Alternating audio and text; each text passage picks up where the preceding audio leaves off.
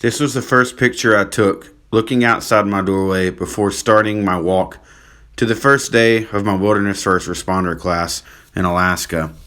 I was handed these crazy thick books, all kinds of stuff that I had no clue about. The very first day we did hands-on stuff with these creepy dummies. Thank goodness I had met a good buddy named John, and him and I partnered up and tackled it the best that we could, but I felt overwhelmed until my first fire that night. Bhutan is like way up there, but Nepal is my #1 and it has been for like Nepal, yeah, Bhutan, Nepal, and Tibet. Yeah. Nepal, are they a little bit better? Yeah, Nepal. I'd already met a couple of buddies that I'd quickly gotten close with and was having a lot of fun, but it was game time. I needed to study, so this was my everyday walk to the fire station. It was a total of about 15 blocks, and when I first got there, it was still pretty cold with snow and ice and stuff along the way. The fire station was brand new there in Skagway, and it was perfect for a class like this. It was a really big classroom with a nice projector and all that, and made for a really easy learning environment. We dove right in, lots of coffee, and then we started our field exercises, making travois with improvised gear, all the stuff that you would be expected if you were in the backcountry and someone were to get injured. Between the multiple sticks. So it means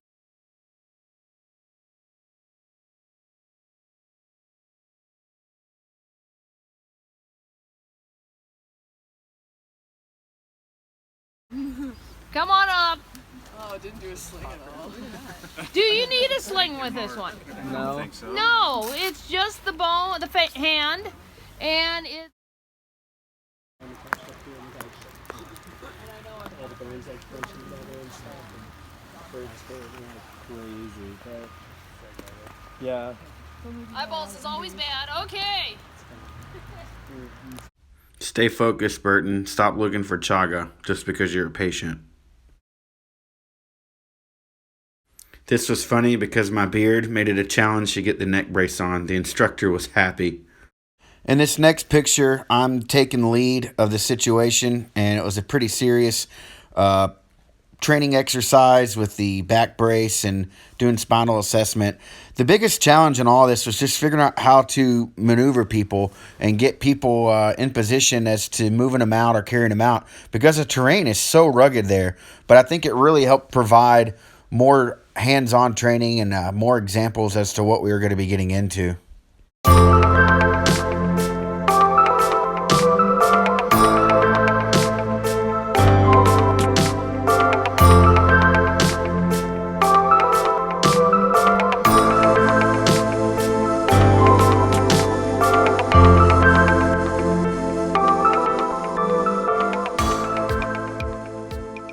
So that was a look inside the fire department that we did all of our training in.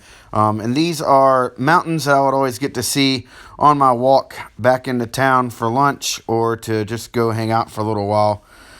These next couple of clips are me during the training. I was a scared and lost hiker that ran away from my group, and I'd actually went and hid and fell.